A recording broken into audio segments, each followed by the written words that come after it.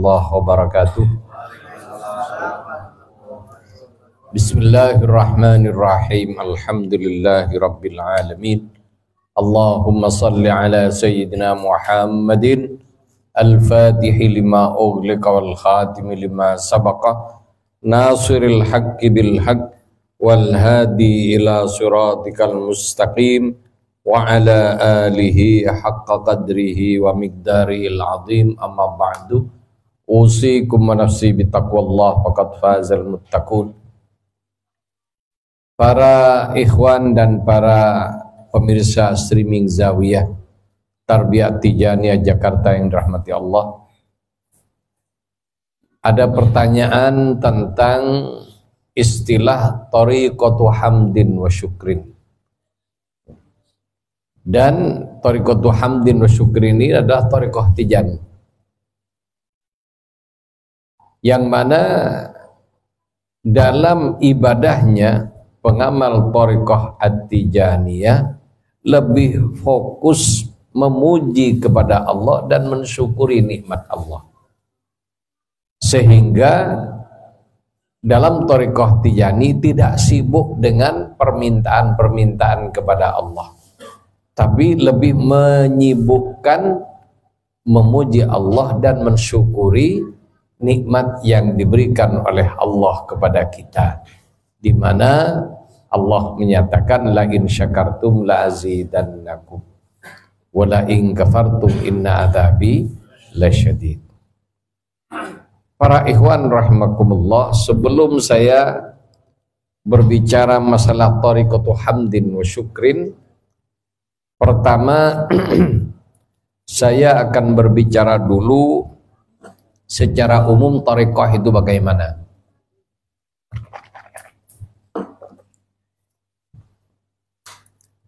Dan apa itu thariqah? Ya, agama ini adalah thariqah. Thariqah apa? Yaitu thariqah menuju Allah Subhanahu wa ta'ala. Jadi hakikatnya agama itu thariqah, jalan atau cara. Cara yang diridhoi oleh Allah Subhanahu wa ta'ala, di mana Allah menyatakan dalam Al-Quran, Inna dina indallahil Islam. Agama yang diridhoi oleh Allah adalah Al-Islam. Apa agama itu? Ya, agama ini adalah as-siratal mustaqim. Makanya setiap sholat kita wajib baca Al-Fatihah dalam setiap rakaatnya, dan di antara konten yang ada dalam Al-Fatihah adalah doa permintaan kepada Allah, ihdinas siratal mustaqim. Ya Allah, tunjukkanlah kami ke jalanmu yang lurus. Kemudian jalan yang lurus itu yang bagaimana? Siratal ladzina an'amta alaihim, yaitu jalan bagi orang-orang yang engkau beri nikmat mereka. Siapa yang diberi nikmat oleh Allah? Minan nabiyyin, dari para nabi, wal mursalin, para rasul, wasyuhada, orang-orang yang syahid di jalan Allah, wassalihin, dan orang-orang salih. Jadi agama Islam adalah as-siratul mustaqim. Jadi sirat, apa maksudnya siratul mustaqim ini? Ya, jembatan atau jalan. Sirat punya pengertian jalan luas. Jalan, ya kalau sekarang apa ya, dalam istilah orang Arab, otorot atau jalan tol. Itu agama yang luas, sehingga agama itu memberikan keluasan kepada orang-orang yang melewatinya, sehingga ya dengan kemampuan mereka, ada yang apa ya dengan model ibadahnya ya yang kelas tinggi, para nabi, para aulia kelas tinggi, mereka tajarrud, artinya fokus ibadah sampai sama sekali tidak ngurus urusan dunianya. Kemudian ada yang sambil ibadah juga masih mikir dengan dunianya. Ini kelas menengah. Ada orang yang sama sekali tidak mikir ibadahnya, dunianya aja yang dipikir. Semuanya lewat di sini. Yang mana pada prinsipnya orang itu minallah, inna lillahi. Mereka berasal dari Allah. Ada di dunia mereka karena diciptakan oleh Allah. Kemudian mereka hidup dan beraktivitas di dunia karena diberi tenaga oleh Allah, diberi kesempatan oleh Allah, diberi kekuatan oleh Allah, diberi ilmu oleh Allah, diberi apa saja.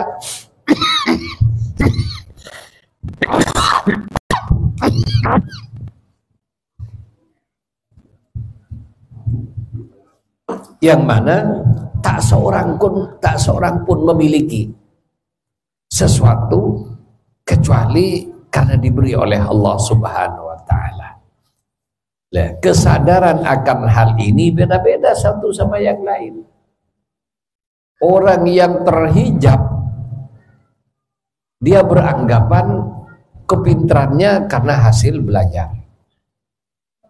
Kepintarannya karena mulai kecil dulu ikut makan makanan bergizi sehingga cerdas.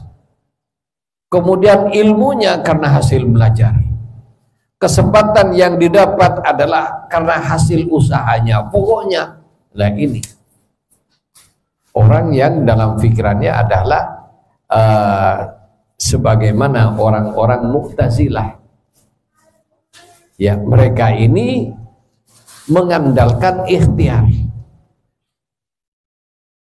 Jadi orang Mu'tazilah itu mengandalkan ikhtiar, mengandalkan usaha. Sehingga bagi mereka kalau tidak usaha tidak akan sukses. Inilah kelompok yang benar-benar pikirannya harus ikhtiar, harus itu. Kemudian ada orang yang dibuka hatinya oleh Allah, sadar. Iya, saya pinter kan dikasih otak oleh Allah, yang menciptakan otak Allah Subhanahu wa taala.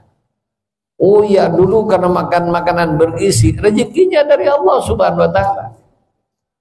Karena orang kalau sama-sama milih ingin jadi kaya semua kan. Coba, ada yang milih jadi orang miskin? Tidak ada. Ada yang milih menjadi orang gagal? Ada? Tidak ada. Maunya ingin jadi orang sukses, tapi tidak semua diberi sukses oleh Allah. Diuji, ada yang diberi kesulitan, ada yang diberi kemudahan, yang akhirnya la in syakartum la azidannakum wa la in kafartum inna adzabi lasyadid. Jadi la in kafartum ini orang yang kafir dengan ya ingkar, tercover, tertutup hatinya dan memandang karunia Allah Subhanahu wa taala sehingga tidak mau bersyukur. Kemudian para ikhwan, para hadirin rahimakumullah, perbedaan agama Nabi terdahulu dengan agama Islam yaitu agama terdahulu lebih mementingkan ikhtiar daripada karunia Allah Subhanahu wa taala. Kenapa? Dari karakter agama itu sendiri dan masanya. Sehingga zaman dulu lebih pada ikhtiar-ikhtiar. Dan syariat zaman dulu berat. Sehingga kalau kita membaca kitab yang ditulis Syed Muhammad Al-Maliki, umat Islam ini diberi banyak keutamaan oleh Allah yang tidak diberikan pada umat terdahulu. Umat terdahulu berat. Ya contohnya mau bersuci ketika kena najis, maka tidak bisa bersuci dengan air, harus diseset. Ini orang terdahulu. Umat Islam cukup dibasuh dengan air. Kemudahan-kemudahannya banyak. Kemudian orang terdahulu coba orang Yahudi mau ibadah harus di tempat ibadahnya, di sinagognya, sehingga mereka bersusah payah untuk itu.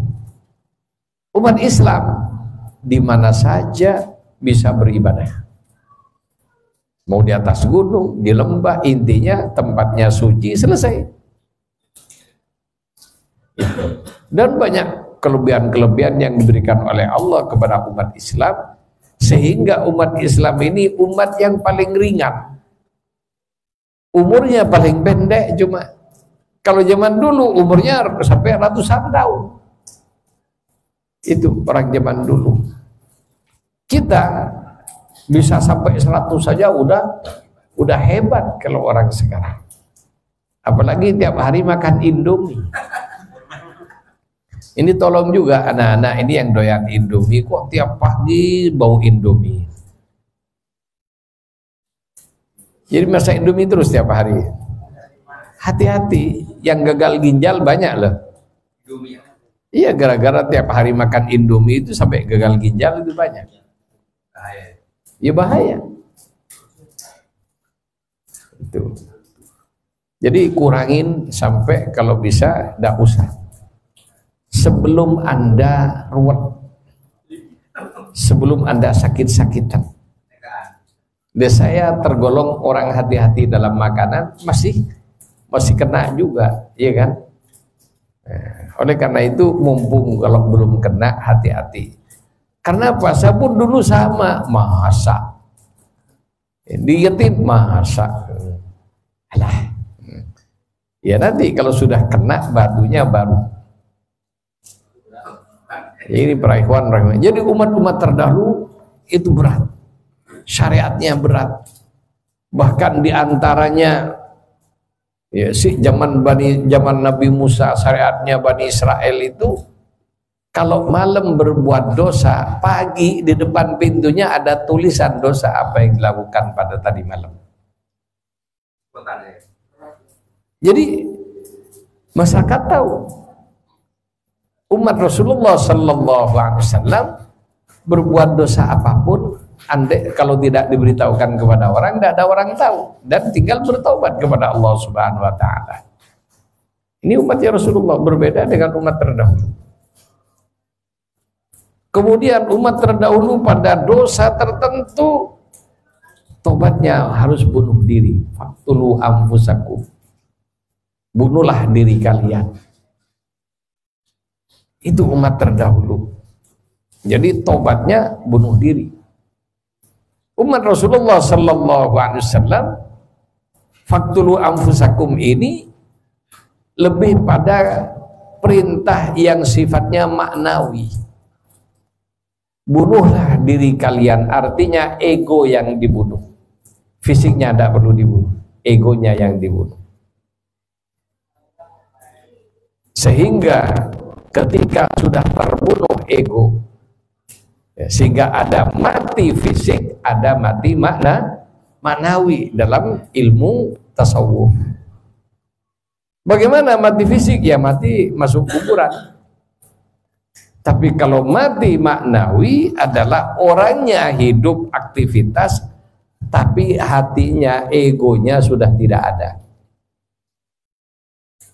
Sehingga orang yang demikian, kenapa kok bisa seperti itu? Sudah dicabut, egonya sudah dicabut. Sehingga ketika berbuat baik, tidak merasa kebaikan itu murni perbuatannya. Sadar kebaikan itu terjadi karena kehendak Allah. Sehingga tidak sombong, tidak merasa hebat, dan juga tidak nyebelikan orang lain. Dan lain sebagainya. Jadi agama itu adalah thariqah atau cara apa? Cara taqarrub kepada Allah. Di mana masing-masing agama punya karakter. Kemudian secara khusus mereka yang ingin mencapai puncak pengamalan dalam agama, ya mereka punya kegiatan-kegiatan amalan yang selanjutnya secara spesifik dikenal dengan thariqah. Dan thariqah ini ada dua macam, ada thariqah am, ada thariqah khusus. Thariqah am, orang Islam yang sudah sholat sudah berthariqah. Jadi berpuasa sudah berthariqah dengan puasanya, berthariqah dengan sholatnya, berthariqah dengan baca Qur'annya, dan semua ketika dia berbuat kebaikan, melaksanakan perintah dan menjauhi larangan, maka itu sudah berthariqah. Thariqah secara umum. Kemudian ada thariqah secara khusus. Bagaimana? Ya, di samping mengamalkan perkara-perkara wajib sunnah, ya, kemudian menjauhi yang dilarang, yaitu yang haram, termasuk juga menjauhi yang makruh, sampai pada menjauhi perkara-perkara mubah. Nah, inilah ada dikenal dengan thariqah. Thariqah ini ada yang muktabar, ada yang ghairu muktabar. Thariqah yang ghairu muktabar, ya membaca kitab tentang cara ibadah yang benar kepada Allah, kemudian dari pemahamannya dia beribadah, tapi tidak punya sanad. Nah, ada thariqah yang muktabar. Bagaimana? Ada kitabnya, dibaca kitabnya, dan ada gurunya, termasuk bersanad nyambung sampai kepada Rasulullah Sallallahu Alaihi Wasallam. Ini. Kemudian para ikhwan rahimakumullah, dari thariqah muktabar ini, ya, dari thariqah yang punya sanad nyambung pada Nabi, jumlahnya banyak. Ya, dalam riwayat hadis dijelaskan ada 360. Karena syariati jat ala 360 tariqatan. Masalaka ahadut tariqatan minha illa najah. Jadi ada 360 tariqah. Dari 360 tariqah yang berkembang di berbagai belahan dunia, ada yang masyhur, ada yang tidak masyhur. Kemudian dari thariqah yang masyhur itu masuk ke Indonesia literaturnya 44 thariqah, dan yang banyak pengamalnya kurang lebih hanya sekitar 10 thariqah yang masyhur di Indonesia. Kemudian dari thariqah-thariqah yang ada ini, pendekatannya ada dua. Ada thariqah mujahadah, ada thariqah mahabbah. Jadi ada dua, ada thariqah mujahadah, ada thariqah mahabbah. Bagaimana thariqah mujahadah? Thariqah yang mengandalkan kesungguhannya. Jadi keseriusannya dalam ibadah. Sehingga di antara ciri-ciri thariqah mujahadah ini ada tingkatannya, makin tinggi makin banyak kegiatannya. Sehingga kalau seperti di thariqah qadiriyah, Naqsabandiyah, dan thariqah-thariqah yang lain ada latifah berapa ini, latifah ini, dan sebagainya sampai 7. Kan gitu, Pak Jailani dulu kan gitu. Nah, yang masing-masing mempunyai kegiatan makna dan kegiatan berbeda satu sama yang lain. Itu. Kemudian kalau thariqah mahabbah bagaimana? Dalam thariqah mahabbah tidak ada kelasnya. Dari pengamal biasa kayak kita sampai muqaddam bahkan khalifah, tidak ada. Klasikal yang ada adalah amalannya sama. Wirid pagi sore, wadifah berjamaah, dan hailalah berjamaah. Jumlahnya sama. Tidak pakai kelas-kelas. Ini. Kalau yang mujahadah, ya, naik terus seperti itu. Ini perbedaannya thariqah mahabbah dengan thariqah mujahadah. Semua punya kelebihan dan punya kekurangan. Apa kelebihannya mujahadah? Ya, namanya mujahadah, naik kelas, naik dan seterusnya. Maka makin lama tambah ritmenya tambah tinggi. Ini kelebihannya. Kenapa? Yang dijadikan andalan adalah ini keberhasilan dari masing-masing level. Berhasil level ini ingin naik lagi ke level di atasnya. Setelah berhasil di level tersebut ingin lagi naik ke level di atasnya. Sehingga orang tersebut ikhtiar siang malam mujahadah untuk mencapai makomat-makomat yang telah dijanjikan. Ini kalau thariqah mujahadah. Jadi tampak, oh ini sudah kelasnya demikian, ahwalnya demikian, dan lain spiritnya demikian. Itu. Kemudian bagaimana thariqah mahabbah? Dari pertama baiat sampai mencapai tingkat tertinggi tetap. Dan ini selaras senada dengan ajaran Islam. Jadi umat Islam sejak baca syahadat sampai mati, dari orang biasa sampai kepada ulama hujatul Islam pun sholatnya 5 waktu tidak boleh lebih. Zuhur 4 rakaat tidak boleh lebih, tidak boleh kurang kecuali dalam kondisi kosor. Ya kan? Ya. Puasanya untuk Ramadan 1 bulan. Yang beda adalah karena menghitung bulannya aja yang beda.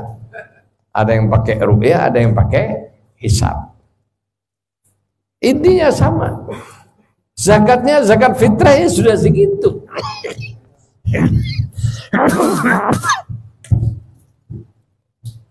Kemudian zakat malnya sama.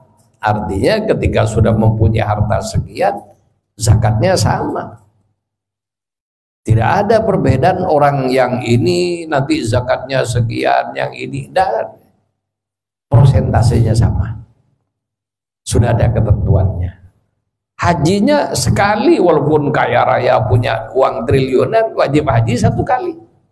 Tidak wajib haji tiap tahun. Itu umrohnya juga wajib sekali. Dan lain sebagainya. Jadi sadar. Ini ibadahnya umat Rasulullah sallallahu alaihi wasallam. Kenapa? Nabinya Habibullah. Kekasih Allah. Ibadah dalam Islam lebih banyak hamdin wa syukrin.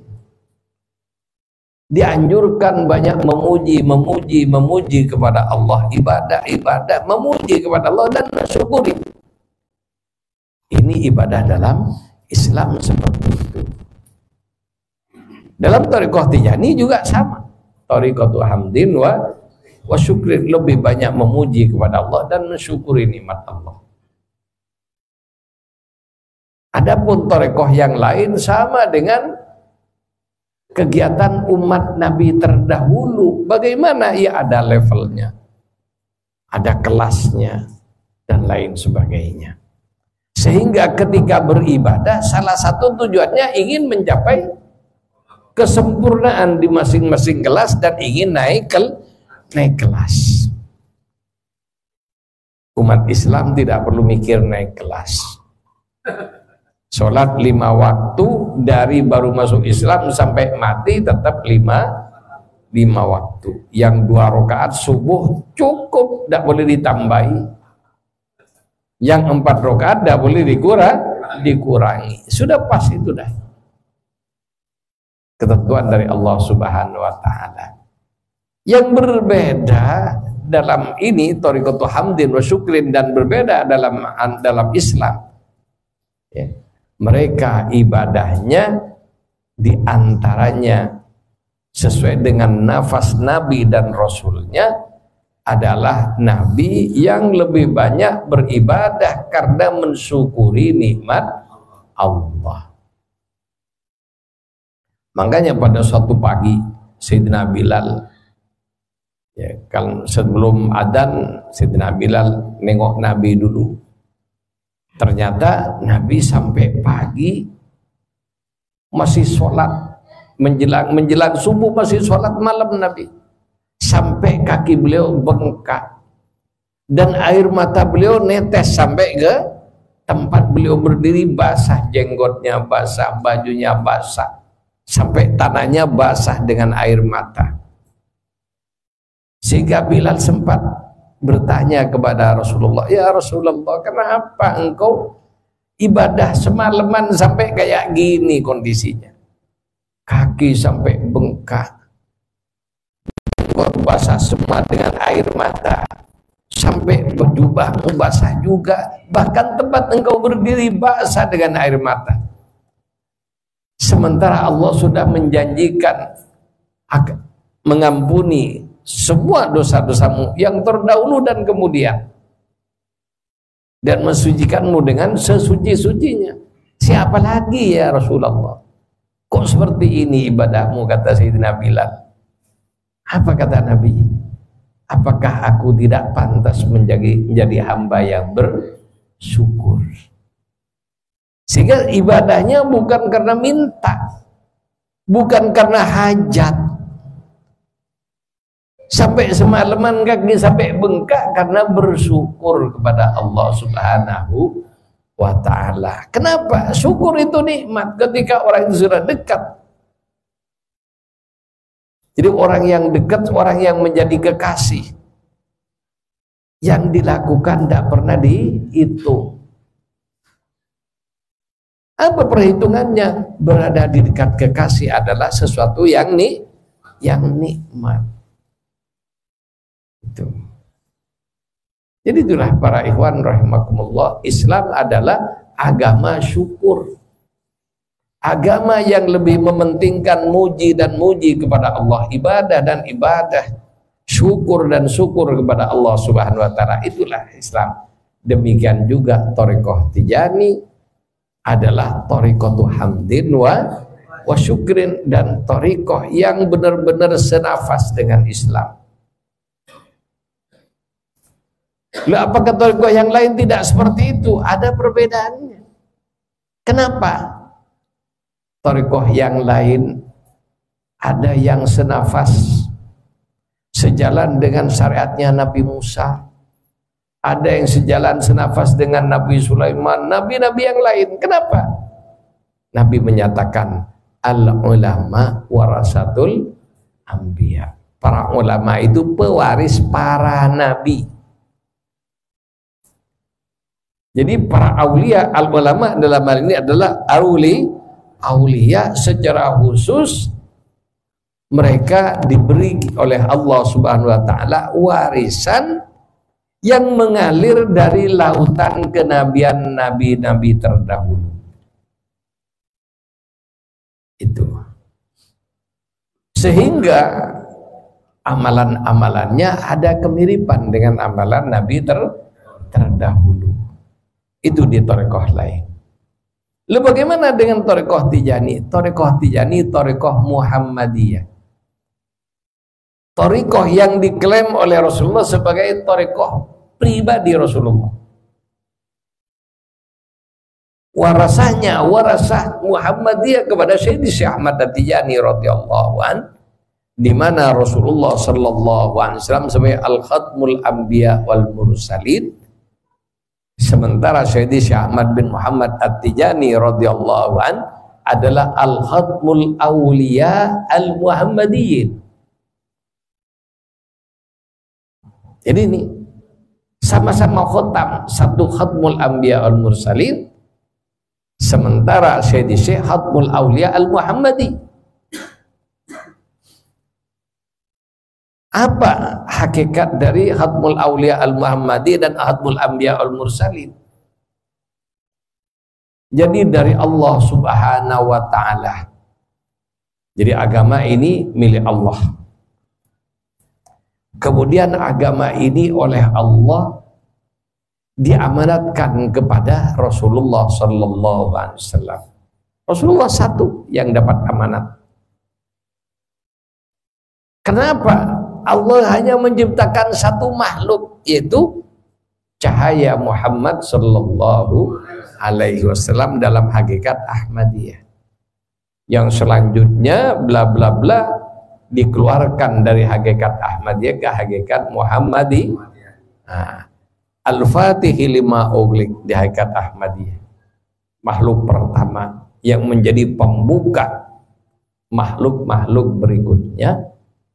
Kemudian setelah itu dikeluarkan ke hakikat Muhammadiyah, maka Rasulullah sallallahu alaihi wasallam ya, sebelum semburat menjadi yang partikel kecil sekaya roh kita, maka semburat dulu arwahnya para nabi yang jumlahnya 124.000, yang diantara mereka menjadi Rasul 313. Itu. Kemudian itulah Rasulullah al-khatmul anbiya wal mursalin, di mana para nabi ya, arwahnya para nabi adalah percikan dari ruh tunggal Rasulullah sallallahu alaihi wasallam. Jadi arwahnya para nabi ini percikan dari ruhnya Rasulullah sallallahu alaihi wasallam. Kemudian tugas yang diemban oleh para nabi adalah kelanjutan, ya, diambil dari hakikat Muhammadiyah. Jadi Nabi Adam, Nabi Idris dan seterusnya ngambil dari kanjeng Nabi. Kenapa? Ibaratnya para nabi itu adalah PLT pada zaman dan daerahnya masing-masing. Tahu PLT? Petugas sementara. Kenapa? Yang asli belum keluar. Ketika yang asli sudah keluar, ya otomatis petugas sementara pensiun. Jadi itulah Rasulullah sallallahu alaihi wasallam dan para nabi terdahulu, kedudukannya seperti itu. Kemudian dari para nabi ini setelah ngambil ilmu dan tugas dari Rasulullah, maka dikembalikan kemana? Ke telaga Sayyidi Syekh radhiyallahu anhu sebagai Al-Khatmul Auliya Al-Muhammadi. Ya, dari para nabi kembali lagi, tapi berkumpul ke telaganya Al-Khatmul Auliya Al-Muhammadi, ke telaganya Sayyidi Syekh radhiyallahu anhu. Telaga Sayyidi Syekh ini punya dua pembuangan. Ya, ibaratkan ini waduk, ada dua sungai. Satu sungai kepada para aulia, yang mana dari sungai ini ngalir ilmunya nabi-nabi terdahulu yang masuk ke telaga Syekh radhiyallahu anhu. Dan inilah yang diambil oleh para wali sejak zaman untuk walinya umat Rasulullah, sejak zaman sahabat sampai dengan akhir zaman, ada yang mengambil dari sini ilmunya, ada yang mengambil dari ini asrornya dan semuanya. Ya, ada yang secara khusus ya dari Rasulullah ke telaga Sayyidi Syekh dan diamalkan oleh Sayyidi Syekh dan murid-muridnya. Itu yang murni dari Rasulullah, di mana Rasulullah memberikan warisan khususnya ke Sayyidi Syekh Ahmad At-Tijani radhiyallahu anhu. Karena Islam adalah agama yang lebih pada hamdin wa syukrin, maka Tijani pun mengalami kondisi yang sama. Jadi thariqah yang lebih menitik beratkan memuji, ibadah, tidak usah mikir apapun, tidak usah minta, dan mensyukuri nikmat. Dan kita menyadari, ya, sebagai umat Islam menyadari betapa luasnya rahmat Allah dan betapa Allah Maha Pemberi kepada makhluknya. Ya. Karena Allah Maha Pemberi, kita yakin Allah Maha Pengasih, Maha Penyayang, Maha Pemberi, Maha loman, apa maha dermawan. Coba kalau dermawan perlu dimintain atau cukup nunggu kita langsung diberi?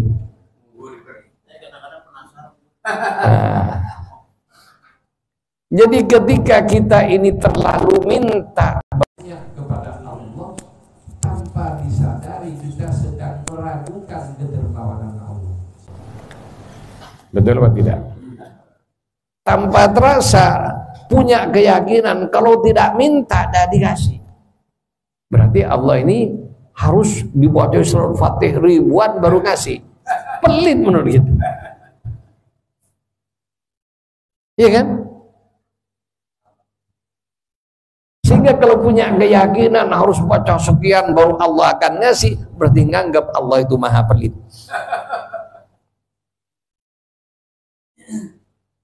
Ini. Dan kita harus beradab, dan Allah menyatakan ini ana dhanni abdi bi.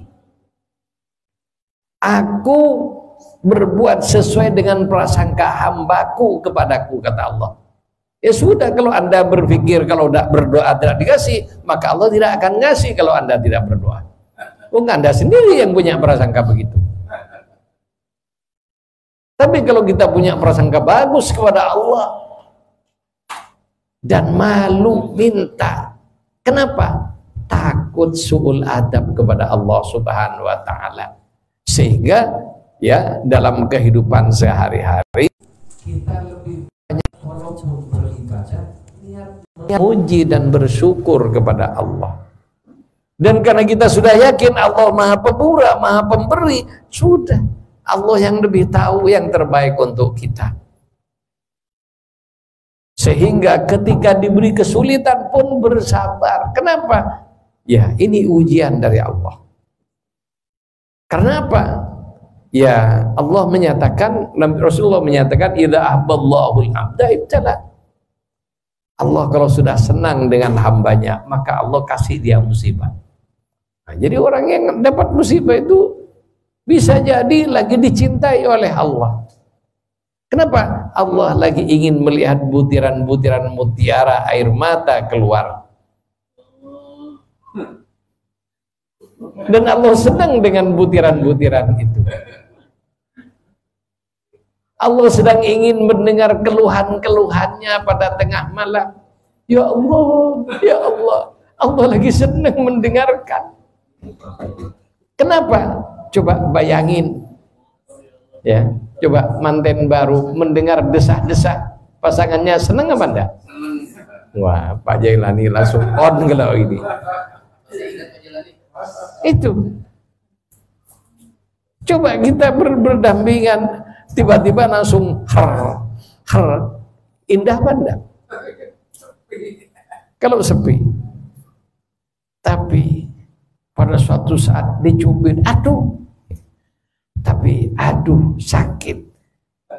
Kesakitan orang yang lagi manten baru gimana? Itu kan. Jadi inilah para ikhwan. Jadi kita ayo mencoba eksplor hati kita dengan kebesaran Allah Subhanahu wa ta'ala, dan mari kita buka hati kita dengan husnudzon kepada Allah. Ayo belajar. Karena selama ini kita buruk sangka kepada Allah. Saya tidak menyarankan Anda berhenti baca surat Fatih banyak. Ayo baca surat Fatih ribuan tiap hari. Untuk apa? Mensyukuri nikmat Allah. Dan kita tidak usah mikir, ya Syekh, padahal saya sudah baca sekian tiap malam. Jangan sampai ngomong kayak gitu.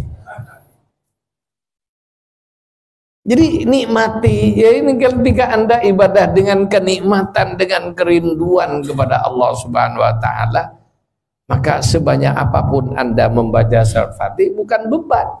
Seperti Rasulullah sampai menjelang subuh, bahkan sampai waktu sudah dekat sekali dengan subuh, Rasulullah belum selesai dengan sholatnya.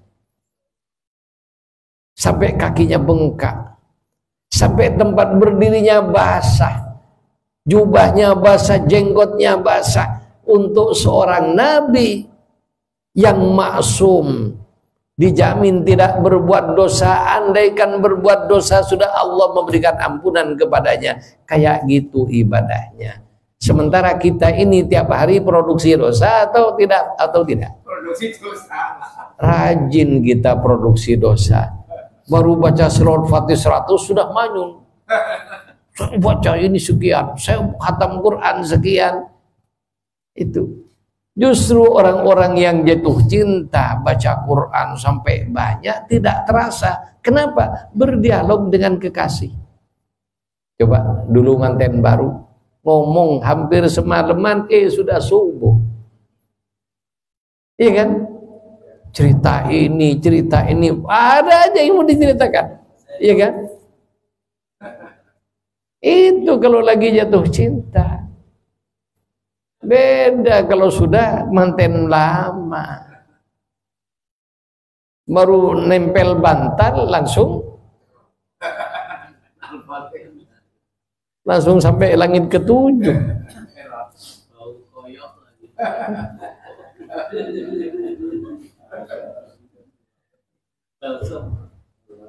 Jadi itulah para ikhwan rahimakumullah. Jadi inna tariqatu hamdin wa syukrin. Jadi kalau kita sadar dengan thariqah Tijaniyah ini lebih banyak, ya, tujuan berthariqahnya adalah lebih banyak kita memuji dan bersyukur kepada Allah, maka yang didapat oleh orang yang ibadah saking sibuknya muji Allah dan mensyukuri nikmat Allah, tidak sempat minta. Sampai lupa dengan permintaannya, lupa dengan hajatnya. Jadi coba kita lagi ketemu teman yang aslinya misalnya mau ketemuan, kita punya keperluan misalnya mau pinjam duit. Tapi karena teman lama akrab, setelah bertemu cerita masa lalu ini ngalor ngidul, tidak terasa. Berjam-jam cerita nyambung, lupa dengan hajatnya. Ada apa tidak? Ada. Itu. Akan tetapi kalau memang seorang yang benar-benar telah menyatu hatinya, tahu dengan kebutuhannya, maka ya untuk orang yang benar-benar pemurah, maka tidak mikir. Artinya tidak ada persentase kapan kamu akan nyaur atau enggak, ada. Bahkan kalau butuhnya 1 juta dikasih 2 juta atau 3 juta. Kenapa? Bukan hanya untuk agar supaya jalan usahanya, tapi agar supaya usahanya lebih luas dan lebih bagus. Dan seorang teman setia akan bangga kalau punya teman sukses yang sama-sama seperti dirinya. Makanya orang yang sibuk memuji Allah dan bersyukur kepadanya sampai lupa minta kepada Allah, maka Allah akan kasih melebihi apa yang diinginkan, apa yang diangankan. Ya Allah Maha tahu kok.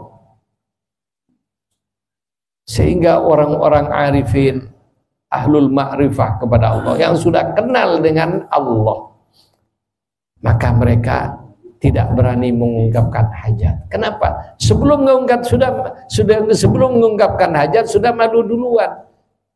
Apa? Ya Allah sudah tahu. Kenapa kok harus saya beritahu? Makanya dia memperbanyak syukurnya, memperbaiki ibadahnya. Terus ini setiap hari memperbaiki ibadah. Itulah yang ada dalam thariqah Tijani. Orang Tijani tidak perlu banyak mikir hajat-hajatnya, maka perbaikilah ahwal ibadahnya kepada Allah Subhanahu wa ta'ala, dan Allah Maha tahu. Dan juga dengan ujian hidup yang kita dapatkan itu sudah ada waktunya masing-masing, sesuai dengan ketentuan Allah pada diri kita masing-masing. Kenapa? Coba ujian untuk anak SD misalnya seminggu atau 4 hari ujiannya, kira-kira baru 2 hari di stop enggak? Justru agar supaya bagus, nilainya bagus, maka disempurnakan sampai 4 hari. Kalau ada nilai kurang bagus ditambah lagi remedial, ujian ulang biar bagus rapotnya. Iya kan? Oleh karena itu kalau kita dapat ujian dari Allah, syukuri ujian itu. Itu. Hah? Ya pusing namanya. Akan tetapi ya itu tadi ketika kita menikmati ya kan ketika itulah kata ma'rifah billah ya, kenal dengan Allah. Jadi bukan hanya tahu Allah. Jadi kalau kita sekarang ini baru tahu kepada Allah, asyhadu alla ilaha illallah, kita bersaksi tiada Tuhan selain Allah, baru tahu, belum kenal dengan Allah. Ya karena baru tahu, belum kenal, maka sudzon yang ada. Sehingga ketika dapat ujiannya panjang, ya. Dan ini bukan hanya nimpa kita, bahkan Nabi pun juga berkata, mata nasrullah, kapan pertolongan Allah datang. Jadi saya tidak mengatakan Anda ini enggak. Nabi pun di Quran dijelaskan mata nasrullah, sampai kapan pertolongan Allah. Itu kelasnya Nabi, apalagi kak kita. Cuma kalau kita ini ngelunjak, apa? Pertanyaannya bukan mata nasrullah. Kalau kita, dosa apa saya ini? Banyak orang ngomong kayak gitu. Dosa apa saya kok saya sampai begini? Padahal kalau dihitung banyak. Itu. Jadi itulah para ikhwan rahimakumullah. Jadi mari kita belajar mengenal Allah. Ya. Sehingga yang pertama perlu kita sadari, kita sudah sekolah. Orang sekolahan semua kan, atau minimal menyaksikan sekolahan kan. Di sekolah itu ada ujian mid semester, ya kan? Ada ujian per materi, diuji ulangan kan gitu kan? Ada ulangan yang lebih umum mid semester, pertengahan semester. Ada ulangan semester. Coba ketika ulangan-ulangan atau ujian mid semester dan semester sudah ditentukan berapa mata kuliah, berapa mata pelajaran, dan jadwalnya bagaimana. Ketika harus selesai seminggu, ujian tidak akan 3 hari, ujian tetap seminggu. Oleh karena itu Anda berdoa kayak apapun doanya, karena Allah sudah menentukan sekian, tidak akan tidak maju, tidak mundur. Ini yang benar. Sehingga kalau kita tahu dengan kaidah yang ditentukan oleh Allah, maka kalimat-kalimat seperti tadi, dosa apa saya tidak keluar. Justru ketika kita diuji, senang apa? Artinya mau naik kelas. Betul atau tidak? Betul. Jadi kelas kita di hadapan Allah mau ditingkatkan. Lo biar bener tingkatannya ini, diuji dulu, pantas enggak naik kelas. Nah itu. Coba kalau tiba-tiba langsung naik kelas, tiba-tiba dapat ijazah. Indah mana? Coba kita megang ijazah, tapi bukan hasil belajar, tidak ada kebanggaan.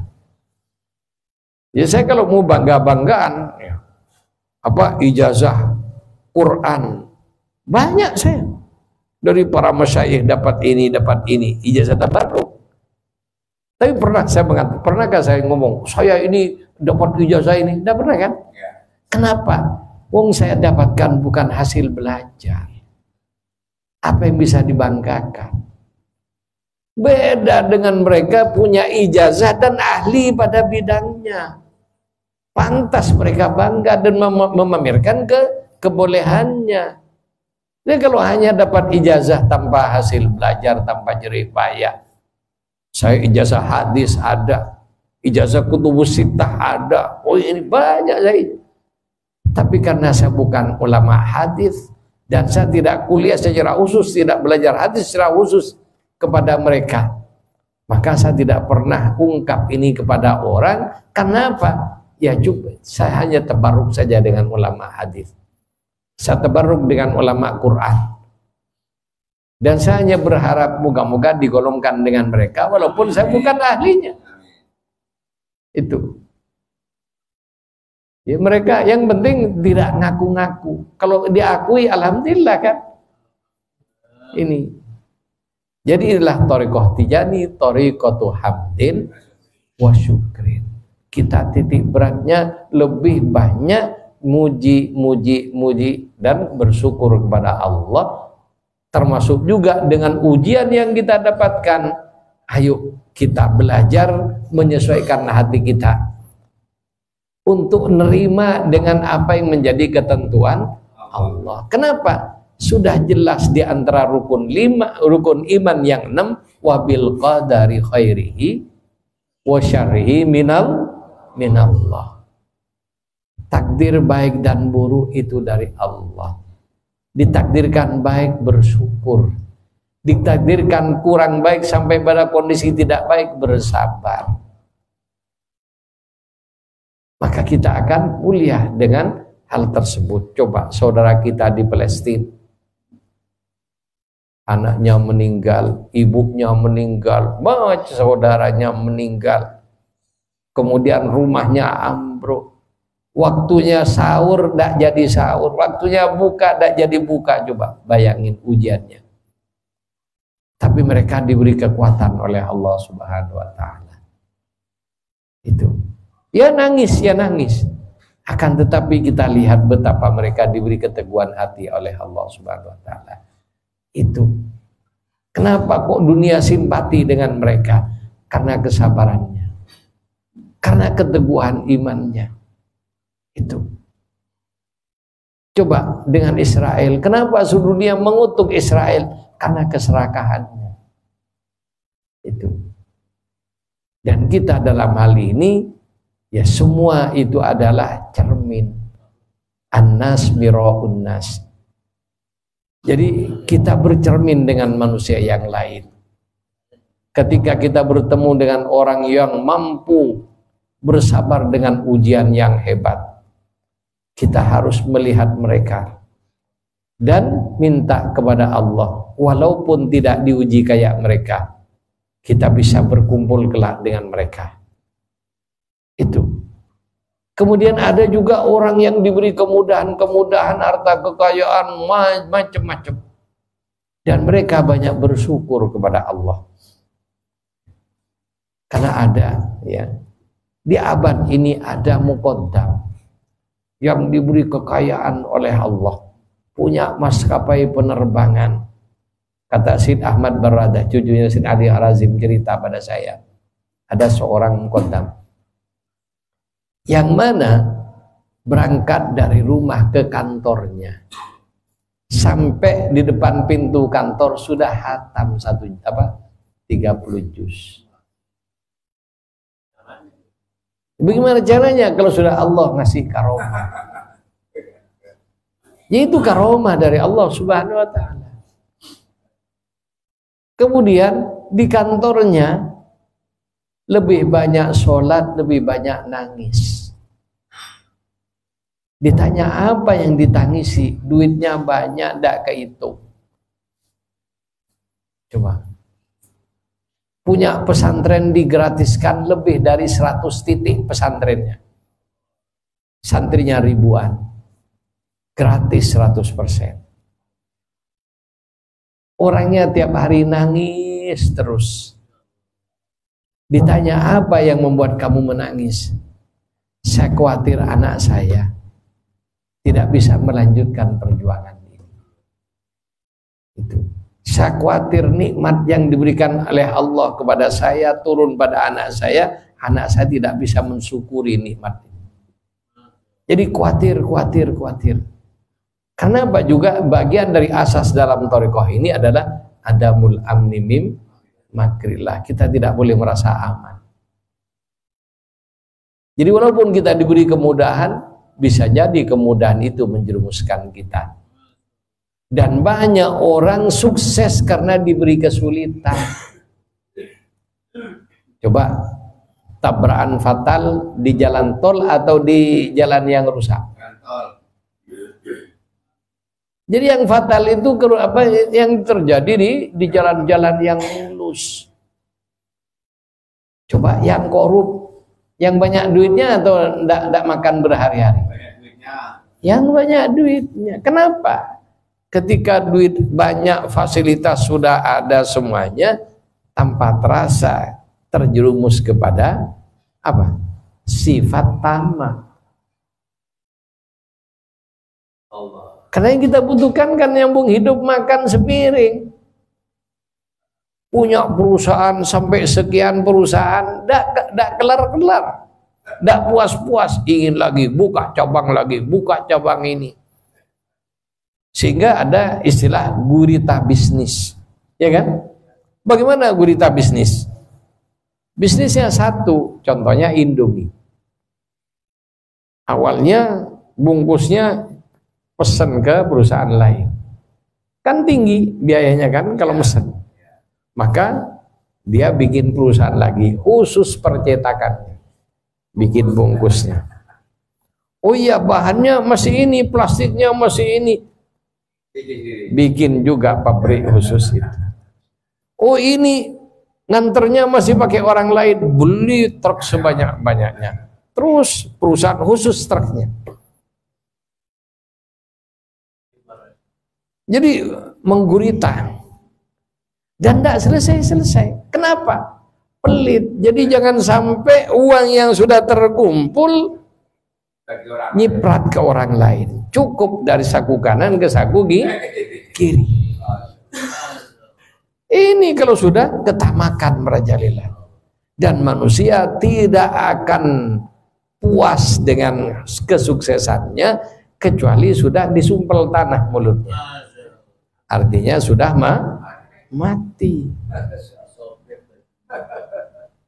Ya ini para ikhwan rahimakumullah. Ayo. Ya, alhamdulillah kita dengan kondisi yang kayak gini, Allah pilih kita menjadi orang Islam. Dari umat Islam dipilih menjadi ikhwan thariqah Tijani. Dari ikhwan thariqah Tijani dipilih oleh Allah menjadi orang-orang yang istiqomah belajar. Karena tidak semua ikhwan mau belajar. Istiqomah zikir, istiqomah ini karunia dari Allah. Ayo kita nikmati, kita syukuri. Kesulitan yang ada justru ini yang membuat kita tambah solid. Kenapa? Ketika kita sudah tidak diberi kebutuhan, jalan sendiri-sendiri kan. Tapi ketika kita kebutuhannya sama, kumpul, gimana ini? Kita ingin begini, ayo. Akhirnya kumpul. Itu rapat, berargumen untuk satu tujuan. Tapi kalau sudah jalan sudah banyak duit sendiri, mau bangun apa? Mau bangun zawiyah, ini uang saya, ini uang saya, selesai. Kelihatannya bagus, indah, tapi tidak ada seninya. Iya kan? Tapi coba kayak sekarang, untuk ini sedikit perkara udah harus kumpul, dipikir pening-pening, musyawarah sana, telepon sini. Dari situlah terjadi interaksi, keindahan. Kemudian pada suatu saat berkumpul, yang muda-muda sekarang berkumpul. Ketika kita sudah pergi, yang muda-muda sebagai pengganti. Maka ingat, iya dulu kumpul. Untuk bisa bikin meja saja harus kumpul. Mau beli laptop saja harus kumpul dulu. Nyari dana ke sana kemari. Terkenang. Dan itu yang menjadi indah. Coba kehidupan, apapun pertemanan, termasuk rumah tangga, yang biasanya menjadi pengikat orang yang mau bercerai tidak jadi cerai, ketika dulu ingat dengan masa lalu yang masih sulit. Iya, ya, saya ingat ada orang yang sudah sepuh, kemudian terjadi clash antara suami istri. Ada yang ya udahlah, ya nganjurin buyar aja kalau kayak gini. Ya kamu tidak tahu masa lalu saya. Dulu saya dengan istri saya ini pernah tidak makan 2 hari. Begini, dia masih bersabar. Sekarang saya sudah begini, masa saya tidak mau bersabar? Ini.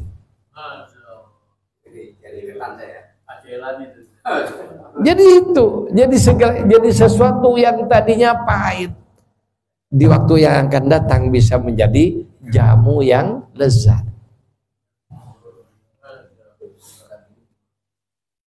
Sehingga bisa menjadi motivasi bagi kita, motivasi untuk baik. Jadi kalau kita hanya mikir kebutuhan sesaat saat ini, tidak ada orang cocok pada kita, apalagi lagi banyak duit. Orang kalau sudah lagi banyak duit cenderung nyendiri. Kenapa? Sudah tidak butuh orang kan? Beda dengan tersinggung saya. Iya kan? Beda dengan orang yang lagi butuh. Bersatu bukan apa. Hanya ada nasi 1 piring, orangnya 3. Akhirnya 1 piring dimakan bareng-bareng. Ayo makan bareng-bareng. Dan ini pada waktunya nanti jadi kenangan terindah. Itulah dunia, itu rahasia Allah Subhanahu wa ta'ala. Ini para ikhwan rahimakumullah. Oleh karena itu ayo kita perbaiki setiap hari. Karena apa? Kita tidak bisa nambah wirid. Lazim kita 100 tidak boleh lebih. 1 aja nggak boleh. Dikurangi juga tidak boleh. Terus bagaimana? Ayo kita tingkatkan kualitas wirid. Jadi bukan nambah kuantitasnya, kualitasnya kita tambah. Kita kumpul seperti ini, sudah jelas ketentuan thariqah. Tapi ayo kita bertahap, kualitas i'tikad kita, kualitas hati kita dalam berthariqah ini ayo kita tingkatkan. Ini. Jadi kualitas ini yang lebih penting. Karena jangan sampai coba zaman dulu, kalau kita lihat Indonesia, periode pertama zaman dulu baru merdeka, cerita para pahlawan berangkat ke luar negeri untuk diplomasi, biaya sendiri atau minta dukungan, diongkosin. Perjalanannya bukan perjalanan yang mudah kayak saat ini. Ini sehingga jadi sejarah.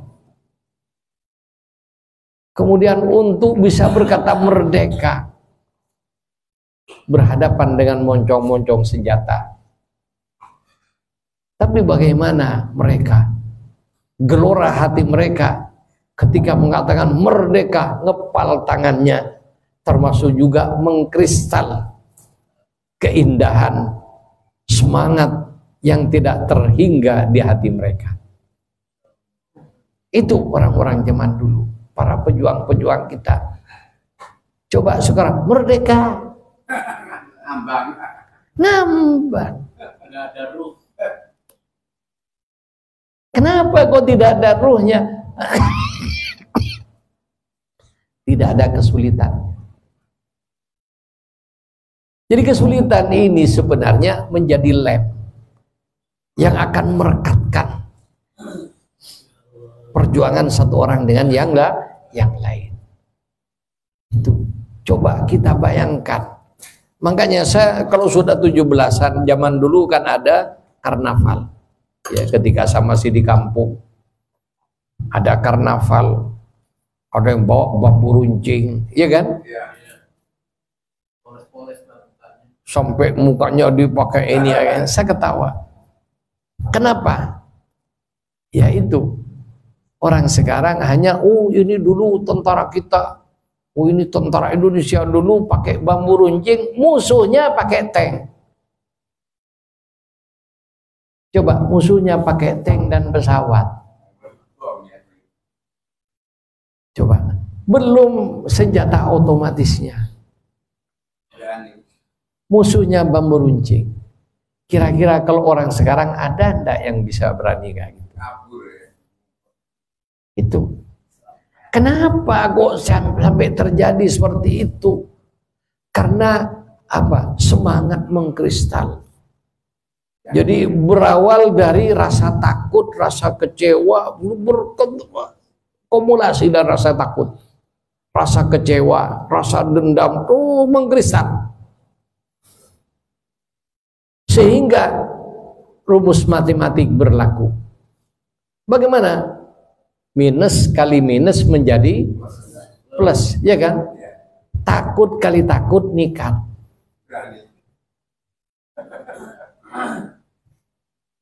Jadi tentara zaman dulu bukan apa? Takut kali takut nekat.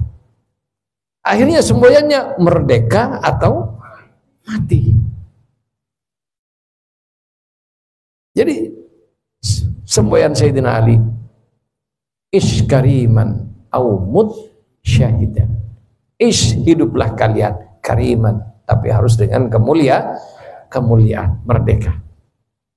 Au mut, atau mati, tapi matinya jangan sia-sia, syahidan, karena mati dalam kondisi berjuang. Ini mengkristal. Sehingga ketika ngebalkan Allahu Akbar, bergetar musuh.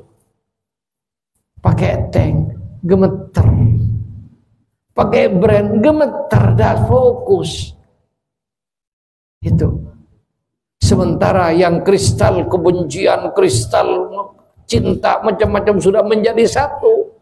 Mengepal tangannya, pegang bambu runcing. Lupa kalau itu bambu runcing. Ini majetum. Itu aslinya majetum. Sehingga pegang bambu runcing, dah tahu, dah ini kiri ini bambu runcing. Intinya bambu runcing diluncurkan ke tank. Allah tolong mereka. Ada yang tank macet dan meledak gara-gara bambu runcing. Itu.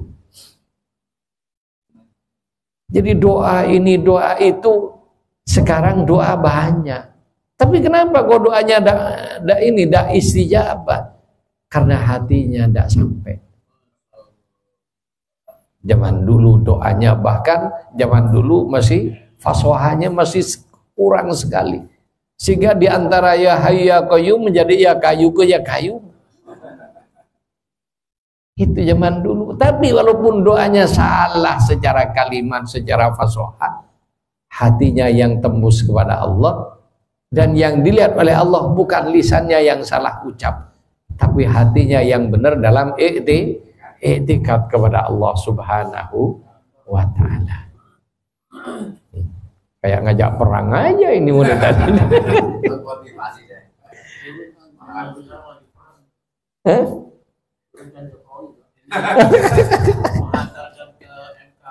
Oh gitu ya. Jadi itulah para ikhwan rahimahullah tentang thariqah hamdin wa syukrin. Kemudian satunya lagi, bagaimana tadi pertanyaannya? Tentang hailalah. Bagaimana hailalah ya yang dilakukan sendirian? Kalau terpaksa boleh. Kalau terpaksa, tapi terpaksa tidak tiap Jumat. Ya terpaksa tidak Jumat. Boleh coba baca di kitab Al-Ajwibatus Syafiyah dan Al-Ajwibatun Nadhifiyah. Di situ dijelaskan pekerjaan bukan uzur syar'i. Sehingga kalau Anda tidak hailalah karena pekerjaan, ingat pekerjaan bukan uzur syar'i. Kalau pekerjaan uzur syar'i nanti tidak perlu sholat nanti. Nanti bisa saya kerja. Oleh karena itu ya ini memang kita sebagai muqaddam harus benar-benar kasih sayang kepada ikhwan dan calon ikhwan. Bagaimana? Ya kita tidak boleh nolak orang mau baiat, tidak boleh. Orang baiat juga mau tobat, nggak boleh ditolak, wajib diterima, wajib dibimbing. Tapi kalau untuk memberikan baiat ditanya dulu kesiapannya. Ini kewajibannya baca wirid pagi sore. Istighfar 100, selawat 100, la ilaha illallah 100. Waktunya begini, yang sudah lentur kan? Oke, tidak ada masalah. Kemudian sehari semalam minimal wadifah sekali. Afdolnya di zawiyah karena wadifah wirduz zawiyah bukan wirid di rumah. Nah ini sanggup enggak? Nah ini. Jadi kalau belum sanggup, wah saya kerja, berarti tidak sanggup. Ada orang berdaftar mau jadi tentara, nanti sewaktu-waktu sama dikirim tugas oleh negara ke daerah hutan-hutan. Terus, waduh Pak, gimana kalau waktu saya istri saya masih hamil? Coba tanya pada tentara, istrinya hamil, suaminya berangkat. Istrinya akan melahirkan 1 minggu kemudian, waktunya berangkat, suami wajib berangkat dan istrinya harus siap. Makanya seorang perempuan yang mau jadi istri tentara dipanggil dulu sama komandannya, diceritain kondisi yang paling sulit, gimana kalau suami kamu terbunuh. Ini yang ditanyakan pertama. Kalau mau jadi istri tentara, kemudian istrinya dikit-dikit mewek, itu makanya jadi dipanggil sama komandan, diwawancara untuk jadi istri seorang tentara, kayak gitu. Siap kamu begini, siap kamu kemungkinan terjelek dulu yang dibicarakan.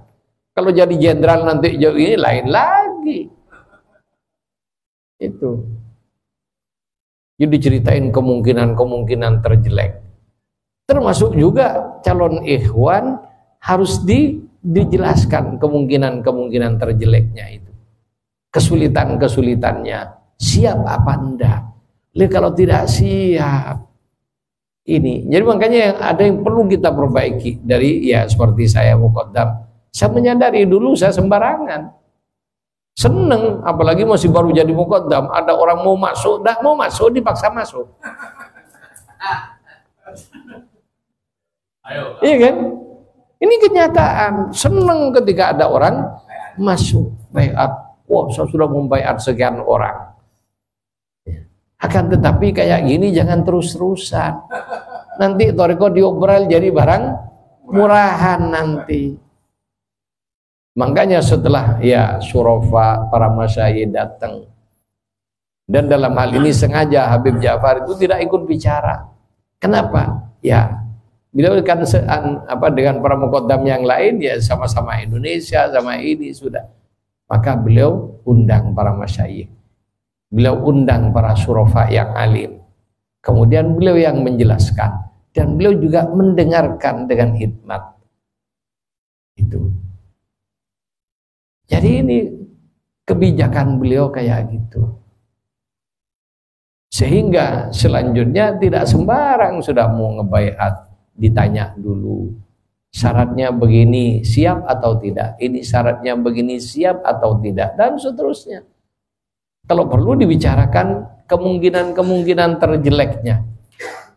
Makanya ketika saya diundang di satu daerah, kemudian saya jelaskan thariqah Tijani, syarat-syaratnya, kemudian termasuk resiko-resikonya kalau berhenti tengah jalan saya jelaskan. Kemudian di antara tokohnya di situ langsung bilang pada saya, kalau pengajiannya kayak gini, Kiai tidak ada orang berani masuk thariqah. Jadi kayak gitu. Saya bilang ketika sudah masuk thariqah,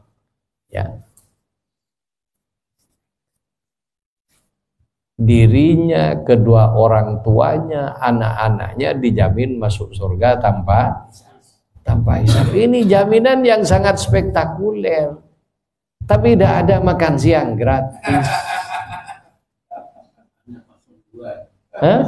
Tidak ada makan siang gratis. Masa masuk surga semua Tidak ada toriko bisa menggait keluarganya, istrinya, anaknya, kedua orang tuanya masuk surga tanpa hisab. Tidak ada. Kecuali aku sendiri, kata Syekh radhiyallahu anhu. Itu.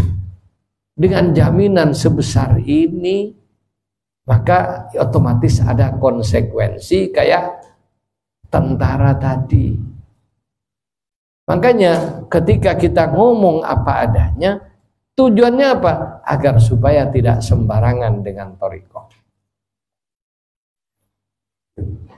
Berkenaan dengan bagaimana Hailalah sendirian, kalau sewaktu-waktu karena udzur syar'i mau berangkat ke zawiyah banjir, dikelilingi banjir, motornya tidak bisa jalan, ya, kemudian kendaraan sudah tidak ada, waktunya mepet, maka Anda tetap wajib baca Hailalah dan Wadhifah di tempat yang memungkinkan. Tapi masa tiap minggu banjir? Jadi banjir tidak tiap minggu, termasuk juga pekerjaan. Kalau Ramadan jualan cendol, sore laris, kan gitu. Tapi Hailalah kan hanya hari Jumat, bisa jualan dari hari-hari yang lain. Maka hari Jumat libur dulu. Itu. Ya, anggaplah Pak Jailani sendiri yang jadi pesakitan sekarang. Jadi para ikhwan rahimakumullah, makanya pekerjaan ya dalam Adwiyatus Syafi'iyah itu bukan udzur syar'i, sehingga tidak ada alasan. Ya kalau pekerjaan sewaktu-waktu karena pergi keluar kota ini dan oke lah. Tapi kalau tiap Jumat pergi keluar kota, sebenarnya kan bisa diatur. Karena juga saya mantan orang kantoran juga. Saya dulu juga PNS. Juga saya dulu kerja di kantoran di anak perusahaan Garuda. Tapi ketika memang ada himmah, ada kemauan, maka Allah ciptakan jalan. Itu. Jadi ingat, ini untuk modal hidup kita yang ribuan bahkan tidak ada hitungan tahunnya lagi. Jangan sampai kita di situ celaka, naudzubillah, gara-gara mikir kehidupan yang hanya sampai kurang lebih 60 tahun.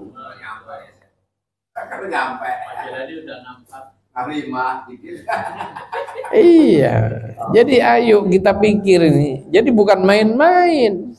Perjalanan berakhir. Itu. Dengan syarat-syaratnya yang ini, yang itu dan sebagainya. Masih banyak ikhwan tadi juga ada SMS pada saya. Ini dan sebagainya dari daerah Jawa Tengah.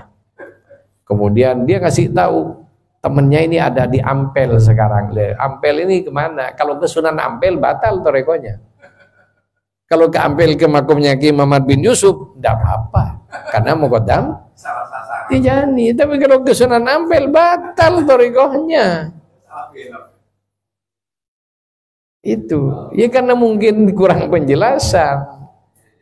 Akhirnya malah bangga datang ke Ampel, masya Allah. Itu.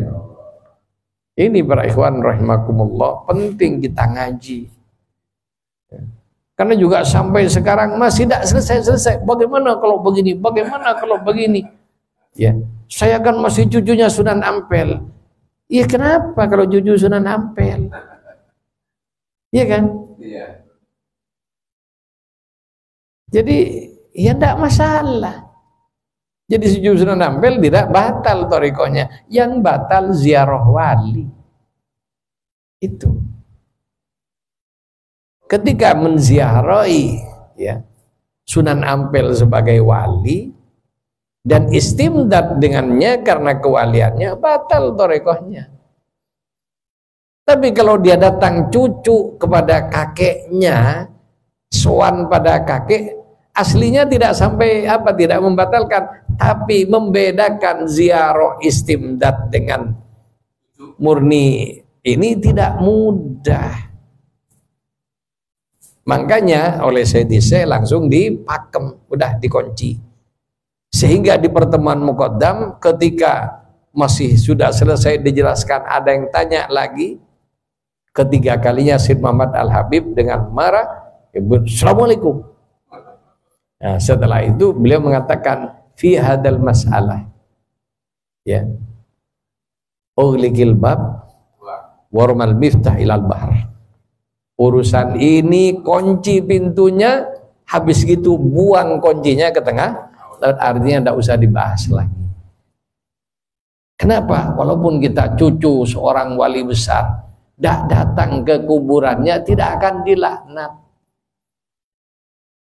Tidak ngedoain mereka, mereka tidak akan ngelaknat kita karena tidak ngedoain. Kenapa? Wong mereka sudah enak.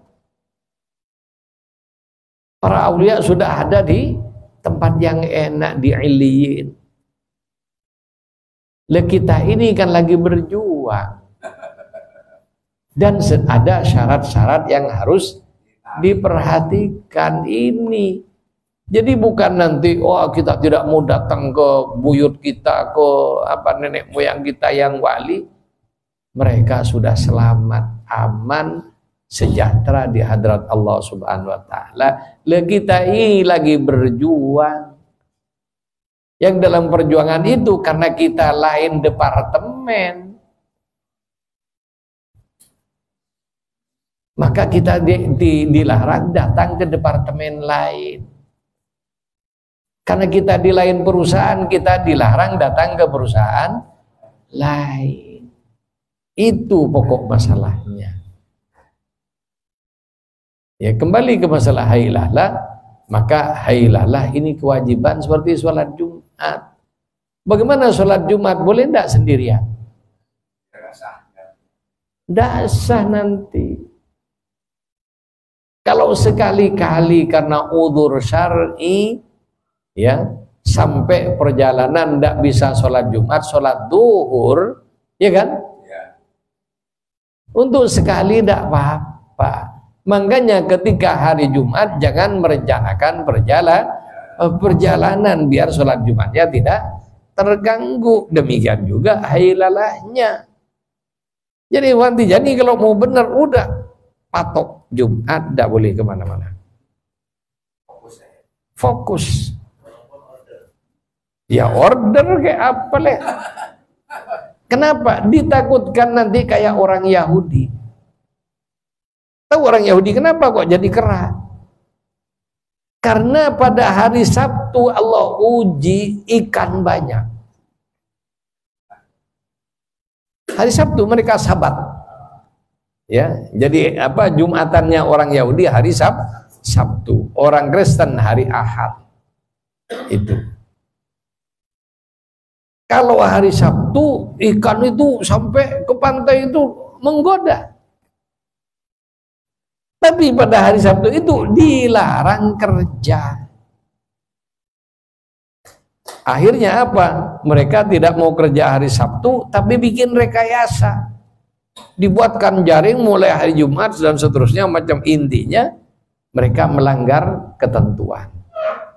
Akhirnya apa? Dikutuk. Kunu qiradatan khasiin. Maka orang-orang Yahudi yang melanggar perjanjian kepada Allah itu dikutuk jadi kera-kera yang merugi. Itu. Lah kita umat Islam dikasih oleh Allah hari Jumat.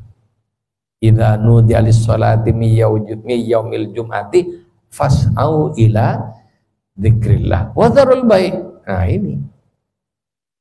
Kalau sudah dipanggil untuk ibadah hari Jumat, segeralah kamu ke masjid untuk zikir kepada Allah.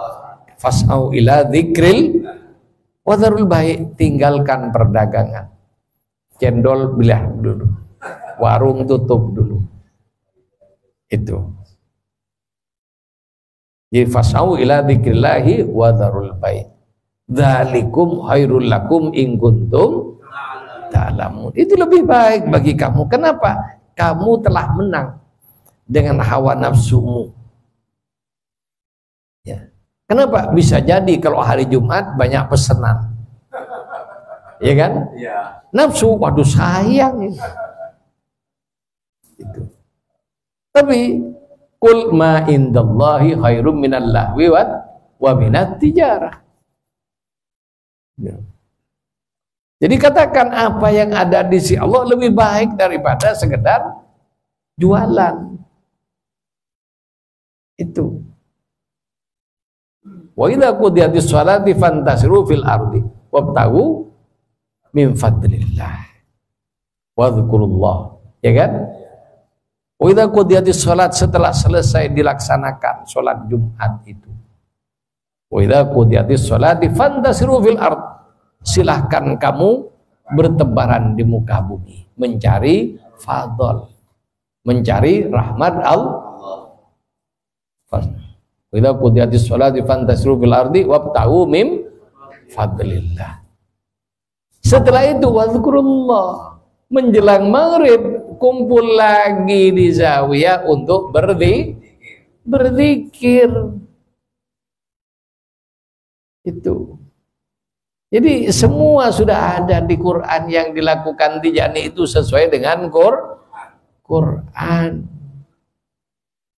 Itu makanya Jumat ini hari yang sangat istijabah. Di antara waktu istijabah itu adalah ba'dal asar sampai dengan waktu maghrib. Makanya ayo kita ke zawiyah berdoa. Lalu kalau kita sudah berdoa, pun orang tidak sholat aja dikasih nikmat sama Allah, masa yang sholat tidak dikasih? Tidak dikasih nikmat dunia, Allah kasih dengan nikmat ukhrawi yang kita tidak tahu. Dan nanti pada waktunya baru merasakan, oh ini yang dulu saya tidak paham. Ternyata Allah memberi ini kepada saya. Itu. Jadi ya kita memang harus memilih. Saya dulu ya diuji oleh Allah. Ini cerita masa lalu. Bagaimana ujiannya? Ya setelah saya diberi kesulitan, ya pada puncak kesulitan di kampung. Ya, jadi saya tinggal di Pondok Mertua Indah. Jadi ikut mertua, tidak punya income sama sekali. Pokoknya pada puncak kesulitan. Dan memang harus itu manusia, kalau tidak begitu tidak mau pindah. Jadi caranya Allah, kalau saya diberi lempeng-lempeng di situ udah ke Jakarta kan, tapi memang Allah sudah menghendaki saya di Jakarta, maka diberi kesulitan di sana. Kemudian ketika kita kesulitan, coba orang lain cari kerja, saya ditelepon dikasih kerja. Itu istri saya bolak-balik ditelepon, ini disuruh ke Jakarta, akhirnya tergoda juga ke Jakarta, dikasih pekerjaan. Masa tidak diterima? Ya diterima, artinya pekerjaan ini kita terima. Setelah itu diuji oleh Allah. Di Jakarta ada punya saudara, ada punya teman, sendirian ndil sebatang kara. Itu benar-benar sebatang kara. Kemudian ya tapi ini oke, sebatang kara. Akan tetapi disinilah letak dinamika hidup. Alhamdulillah Allah tetap menghidupkan jiwa dakwah thariqah.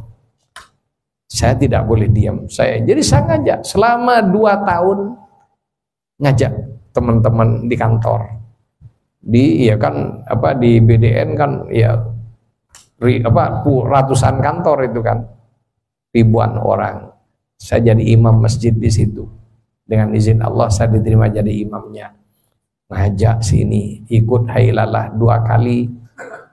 Ketemu saya menghindar. Terus nunggu lagi setelah saya punya pengajian hari Senin dan hari Kamis. Ikut pengajian, tertarik pengajian, konsultasi. Saya ajak, ayo Jumat habis asar bareng saya di sini di masjid. Ya ikut hailalah. Kok 1000? Waduh. Ya, dan seterusnya. Ya sampai akhirnya alhamdulillah pada waktunya Allah membuka. Nabi saja awalnya, coba selama di Mekah, berapa orang yang masuk Islam? Sedikit, 13 tahun. Kalau saya hanya 2 tahun, Nabi 13 tahun. Dimusuhi, tidak punya, pokoknya minim pengikut, surplus musuhnya.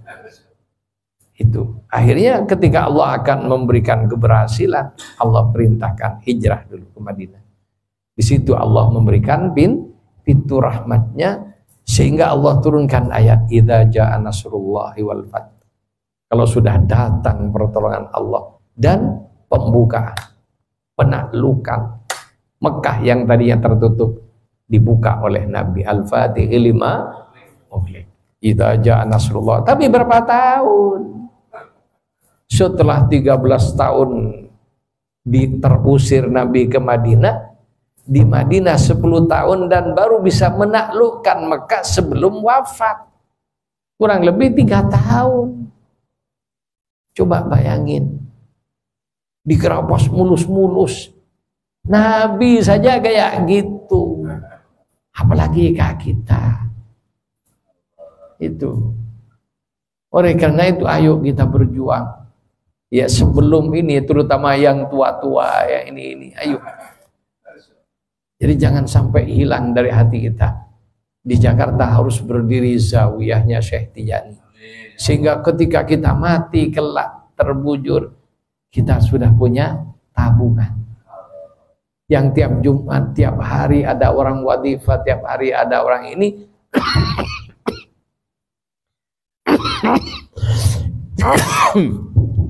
Akan masuk amal-amal kebaikan yang dilakukan orang lain, dan kita tanpa dikhususkan pada kita kebahagiaan.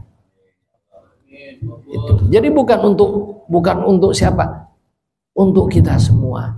Sehingga kata Nabi, walaupun tahu kiamat tinggal 1 hari lagi, hari ini kamu bisa tanam 1 pohon kurma, tanam. Kenapa? Yang dihitung oleh Allah kebaikan yang kita lakukan, bukan hasilnya. Itu. Oleh karena itu, ayo kita sedang berjuang sekarang, diintensifkan lagi. Layu kita siram lagi, layu kita siram lagi. Jadi jangan sampai hilang ini keinginan ini. Siapa tahu Allah membuka dalam hidup kita. Itu. Sehingga hatta ya cita-cita ini baru terbukti nanti setelah anak cucu kita yang membuat. Tetap jika memang idenya dari sekarang sudah ada, kita wariskan kepada generasi. Dari generasi diwariskan lagi sampai tercapai ini cita-cita, kita akan tetap kebahagiaan. Seperti umat Islam sampai semburat ke seluruh alam. Dari penduduk yang hanya dibilang orang terbelakang, tukang angun kambing, tukang angun unta. Akan tetapi semangat juang mereka terwariskan kepada generasi ke generasi sampai pada kita. Maka seluruh ibadah kita pahlawan Badar, kebahagiaan seluruhnya. Jadi ketika kita berjuang untuk itu, ya kita tidak usah mikir nama saya. Tapi ayo kita ukir. Nama kita tersembunyi walaupun paling bawah, ada dalam catatan. Dulu di Jakarta ada zawiyah yang begini, dilanjutkan pindah ini. Jadi kontraktor. Ya, kontrak sana, kontrak. Iya kan? Lah ini, jadi saya alhamdulillah walaupun sudah ada sebutan kayak gitu, saya tidak minder. Justru saya bangga, alhamdulillah. Itu. Kenapa? Wong Nabi saja 13 tahun terusir dari Mekah. Setelah di Madinah tidak langsung ujuk-ujuk. Akan tetapi melalui perjuangan panjang, akhirnya Nabi bisa menegakkan kerajaan Islam pada versinya. Ya. Jadi kan menjadi negara, menjadi institusi. Yang tadinya ya bukan bentuk apa-apa. Tapi itulah perjuangan. Dan alhamdulillah sampai dengan saat ini ya Islam dijayakan oleh Allah. Nabi dan para sahabatnya mendapatkan semuanya, sehingga kata Nabi, andaikan kamu berinfak emas seberat gunung Uhud, infak kamu beratnya itu tidak lebih dari 1 mudnya, ya, atau satu mangkok sodakohnya sahabat Nabi dalam rangka menegakkan Islam. Kenapa? Tanpa mereka, tanpa pahlawan Badar, Islam tidak ada. Secara teorinya, tanpa perang pahlawan Uhud tidak ada. Jadi Nabi harus terluka, Nabi harus terpukul dan macam-macam. Dan itulah perjuangan. Jadi jangan berharap langsung duduk enak. Jadi itulah para ikhwan rahimakumullah. Jadi hailalah ya itu sama dengan sholat Jumat. Jadi tidak bisa tiap Jumat hailalah sendirian, bisa. Itu. Bagaimana dengan kehadiran Nabi? Wallahu a'lam, yang dijanjikan ke zawiyah memang. Jadi sholat Jumat di masjid.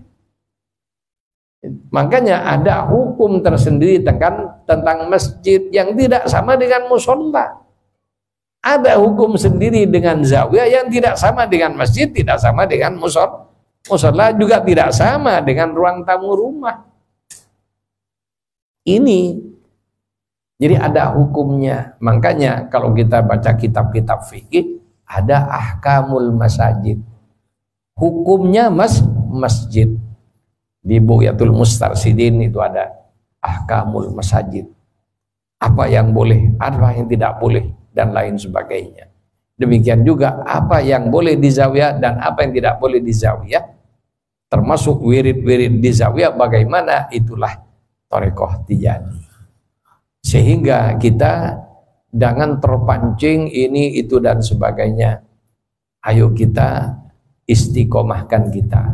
Berada di manhaj yang benar yang dicontohkan oleh Sayyidi Syekh, di mana Khalifah berkata kepada saya ketika tahun 2013 terakhir ya saya ikut konferensi, beliau mengatakan, lihat apa yang ada di sini. Inilah yang dilakukan Syekh dan tidak ada perubahan sampai sekarang. Pulang ke Indonesia, tiru yang ada di sini. Copy paste, itulah Thariqah Tijaniyah. Jadi itu amanatnya dari Syed Muhammad Al-Kabir, Khalifah Tijani Zawiyah Maroko, kepada kami. Dan Habib Ja'far langsung membuat gerakan perubahan yang awalnya mendapatkan tantangan. Ini biasa. Tapi beliau dengan keteguhan hatinya jalan terus. Sampai akhir hayat beliau, alhamdulillah, beliau diluluskan oleh Allah. Dan ya salah satu tanda kelulusan beliau, coba bayangkan, cucu Syekh Syed Muhammad Al-Habib punya perhatian khusus dengan beliau. Sampai ketika dioperasi, Syed Muhammad Al-Habib benar-benar memberikan jaminan, nanti yang mengoperasi kamu Syed Syekh radhiyallahu anhu. Benar, ketika sudah dioperasi, jantung sudah di meja operasi, diganti pakai mesin, ya, jantungnya masih pakai duk yang pakai mesin itu, ya, jantungnya diperbaiki, listriknya mati. Secara teori mati juga kan mesin jantung itu. Subhanallah, mesin jantung tetap hidup tanpa listrik. Yang konon pada saat itu datang bau harum yang tidak dikenal, yang bahkan jadi saksi salah satu dokternya Kristen ikut datang ke Habib dan menyaksikan bau harum itu, dan operasinya sukses lebih cepat walaupun pakai lampunya pakai lampu HP. Coba bayangin operasi jantung pakai lampu HP. Jadi inilah diantara ya karomah yang ditunjukkan oleh Allah Subhanahu wa taala kepada beliau. ketika beliau dioperasi kondisinya seperti itu. Jadi ini para ikhwan rahimakumullah.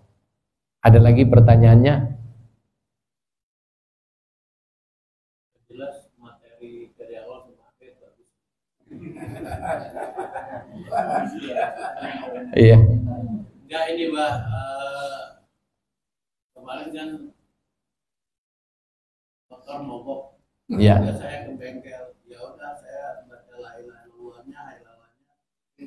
Ya di bengkel. Itu kondisinya kan darurat.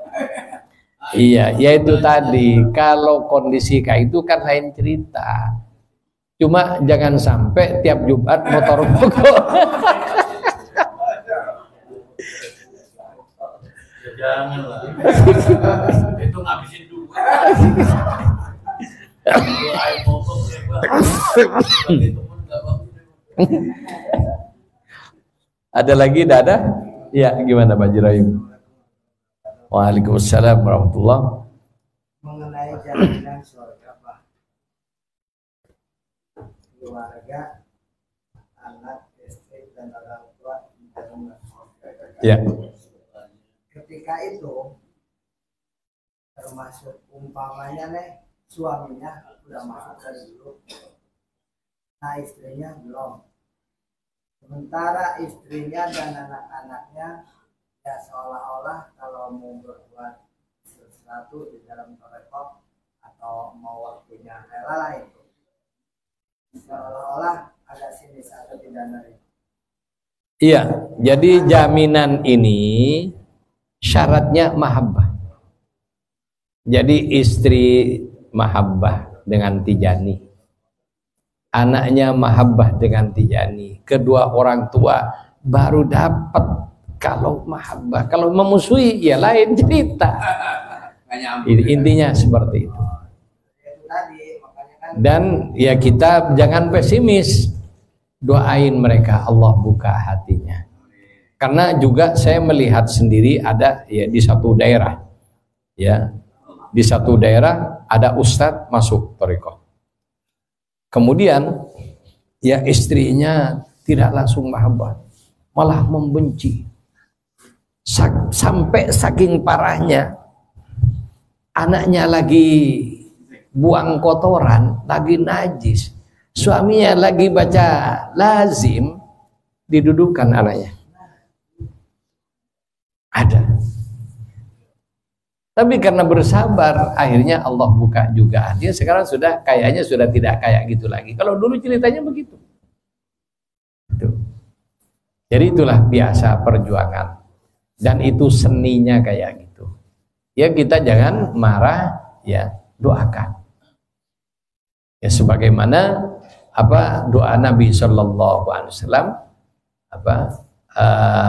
seperti Nabi Ibrahim berdoa, Nabi berdoa ketika Taif ya, dikejar-kejar di Ansamaran, Nabi berdoa, Allahumma hdi qaumi innahum la ya'lamu. Mereka enggak tahu ya Allah. Jadi tidak laknat ya Allah, enggak. Apalagi istri dan anak kita jangan dilaknat. Doakan.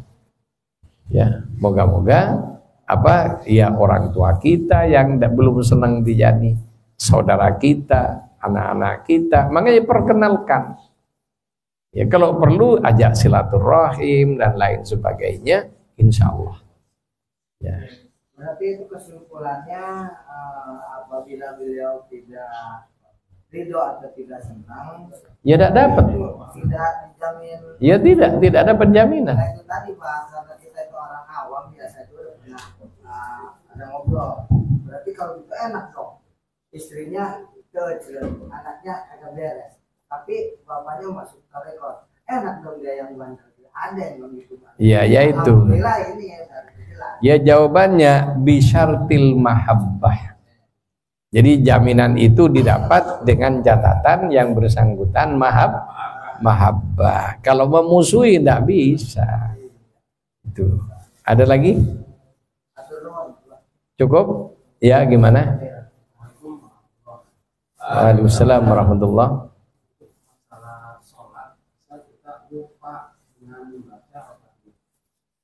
Kemudian saking enaknya mendengar, suara dari imam. tidak lupa.